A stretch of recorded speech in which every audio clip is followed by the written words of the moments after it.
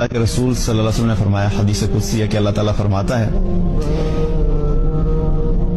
کہ اے میرے بندے، جب تک تو مجھے پکارتا رہتا ہے اور مجھ سے اچھی امید رکھتا ہے اور تو مجھ سے بخشش طلب کرتا رہتا ہے تو میں تجھے معاف کرتا رہوں گا، چاہے تیرے کیسے اعمال بھی ہوں، مجھے اس کی کوئی پرواہ نہیں۔ نبی پاک صلی اللہ تعالی علیہ وسلم نے فرمایا، یہ حدیث مسلم شریف میں موجود ہے، فرمایا جنت میں وہ لوگ داخل کیے جائیں گے جن کے دل چڑیوں کی طرح نرم ہے، نرم دل کے لوگ، معاف کر دینے والے، جلدی مان جانے والے۔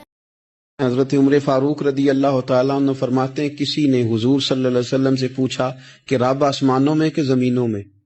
جلوے تیری ذات کے کو بکو ہیں، جدھر دیکھتا ہوں ادھر تو ہی تو ہے، اللہ زمینوں میں کہ آسمانوں میں؟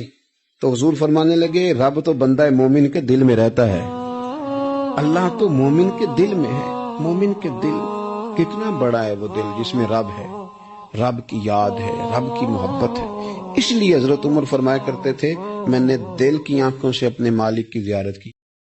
نبی پاک صلی اللہ علیہ وسلم نے فرمایا، یہ بخاری میں موجود ہے، فرمایا اس نے اپنی عزت اور اپنی جان کو محفوظ کر لیا جو فتنے والی جگہ سے بچ گیا۔ جہاں تہمت لگ سکتی ہے اس جگہ سے بچے، جان بوجھ کے لوگوں کو موقع نہ دیں باتیں کرنے کا، جان بوجھ کے موقع نہ دیں۔ نبی علیہ السلام نے سیدنا معاذ بن جبل سے فرمایا،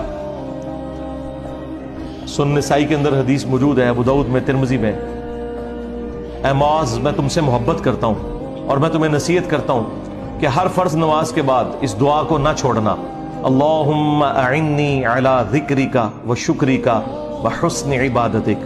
اور ایک حدیث میں الفاظ ہے، ربی اعنی علی ذکرک و شکرک و حسن عبادتک۔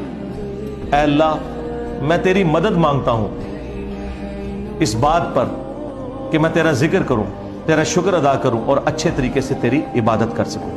كذاك شيبه تستروح بهجتها وتنتقي حبها